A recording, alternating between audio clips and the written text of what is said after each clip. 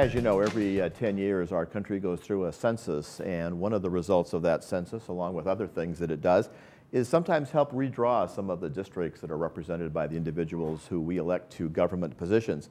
Currently, our area is actually being changed a little bit. We are now going to be in the 45th Congressional District, and that's going to include the following cities: Villa Park, Mission Viejo, Rancho Santa Margarita, Coto de Caza, Irvine, Tustin, North Tustin, Lake Forest, Laguna Woods, right here, Laguna Hills, and portions of the cities of Orange and Anaheim.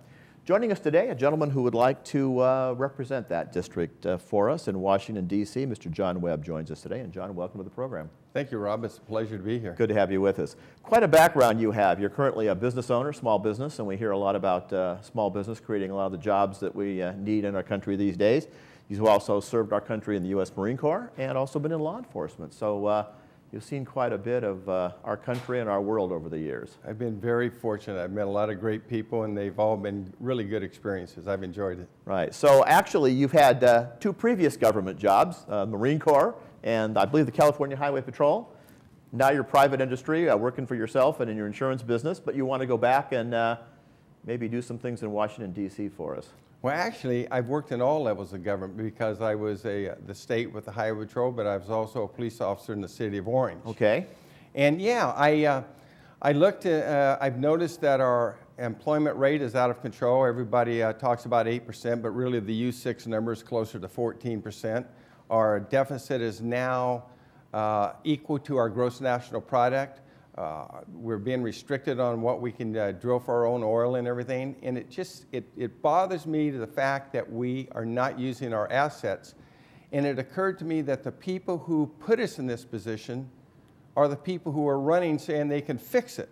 And it didn't make sense to me. So I thought, I wonder how someone would do who has not been a politician, who's been a small business owner, who has been a police officer, who's been a combat Marine, someone who's used to solving problems. How would they do in government? And as I've been out and I've met people and I've taken part in this campaign, I find out that people are very receptive to the idea. They like the idea of taking a different tact.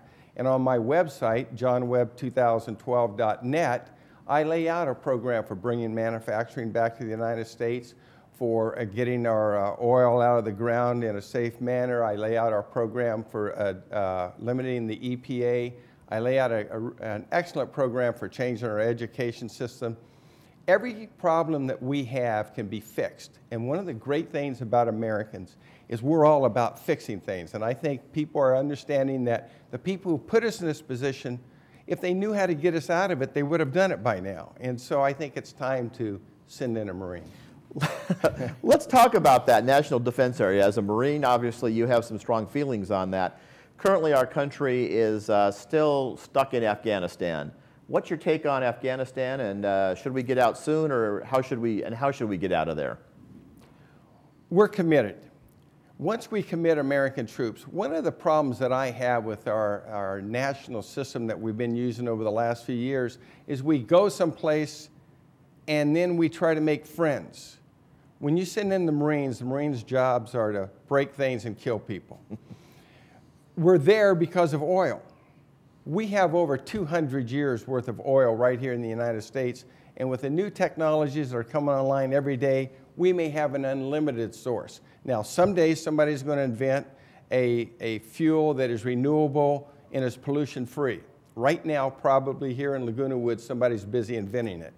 But until they do, we have all the oil we need, so we don't need our kids in foreign countries. We need to bring them home, but we need to bring them home under our terms, not under the terms of somebody else. Obviously, part of the motivation for going into Afghanistan and other countries was the 9/11 attack. The folks that perpetrated that attack, albeit they came from other countries, did a lot of their training in Afghanistan. So some of the motivation wasn't oil, although some of it obviously is oil as well. One of the issues that has faced our troops that have been over there, Marines, Army, and others, is the continued redeployment. I know during the Vietnam conflict we had the draft, which maybe wasn't all that popular, but people would do one, maybe as a volunteer, maybe 2 tours in Vietnam. We've had people 3, 4, 5, 6 terms, some of them, over in those countries. Would you say bringing back the draft might be a solution to some of that? No, I don't like the idea of bringing back the draft. I am so proud of our kids, the people who are in the military today. You meet these people, and I've been to the stand down in Santa Ana where they were working with the homeless veterans. I've been to different groups. A friend of mine just retired as a colonel, and I attended his retirement in Camp Pendleton. These people are professional. They're proud of the job they do. They're capable of handling the jobs. And the fact that they've been there 4 or 5 times tells me that we're using them too much in foreign countries. And I think we can bring some people home. But I think, once again, when we send our combat troops someplace, it ought to be to break things, kill people, destroy the enemy that we're there for, and then come home. I don't think we ought to be in a foreign wars to make friends. So the idea of nation building, of trying to change their government, make them be like America, might not be something you'd be so much for. Not something I'm excited about, right. Yes. We still have troops, we mentioned the Middle East area and the oil situation. We still have troops in Germany. We still have troops in Japan. I know a big conflict right now in Okinawa, trying to reposition some of the Marines, place them in other areas, other bases, possibly move some of the air facilities in Okinawa. Do we still need to be in Japan and still need to be in Germany? Well, and that was the point I made earlier when I said we need to be bringing some people home. I'm not so sure that we need to have the troop levels that we have. Now, Okinawa, and I've been to Okinawa, a great island and really nice people who make a lot of money off of the Marine Corps. So I don't think that they're real sad that we're there. But we need to have people in strategic locations. It's just how many people do we need to have there, because we're very good at deploying troops vast distances in a hurry. Okay. One of the things that's become a reality in the current conflicts is the use of technology, and obviously war has always brought about technology, whether it was gunpowder or crossbows or whatever it might be. Now we've seen these drones be used quite a bit, both by the military and also by the CIA. What's your feeling on that, having something that's piloted in Arizona flying over Afghanistan or Pakistan? Do you think those are a good or a bad use of technology? You know what? I don't know. It's not something I've studied. It's not something I've worried about. But I am thinking to myself that it's pretty neat that when one of those drones go down, the guy who's sitting in Arizona driving it, he goes home that night to his children. Right. So I kind of like that idea, but I'm not up on that type of technology. Yeah, well, I'm sure that's going to be part of the future of military in the future, and it's also going to be used, I guess, in border security, and even police departments, I guess, are thinking about using some of that technology as well. Well, you know what? We're on the cusp of technology that people our age can't even dream about. Yeah. My main thrust on this campaign has been the economics of it, right. But the technology that we're having, our lives are going to get better and better through the use of technology, and making our soldiers and sailors safer using technology is just a plus. And bringing them home safely, that's a good thing indeed, and I agree with that. We talk about the fact that you'd like to make some changes. We currently have a congressman representing this area, conservative Republican, member of the Green Eyeshade Coalition back there, very much on top of the budget, economist by background, business owner by background. What would you be doing in the economic area that Congressman Campbell isn't doing currently? Well, one of the things I want to make it clear is John Campbell's a decent person. He's a good family man. He's a good Christian. I have nothing against John Campbell, the person. As a matter of fact, I think he's somebody that we can look to. John Campbell voted for TARP. Right. John Campbell voted for cash for clunkers. He voted to increase Sarbanes-Oxley. He's an accountant. Of course he voted for Sarbanes-Oxley. He's one of only 2 congressmen or 3 congressmen who voted to continue on the Stock Act, to continue to allow insider trading. He's now introduced a bill with a Democrat, something about poison, allowing a certain type of poison to kill coyotes in Montana. Listen, good man.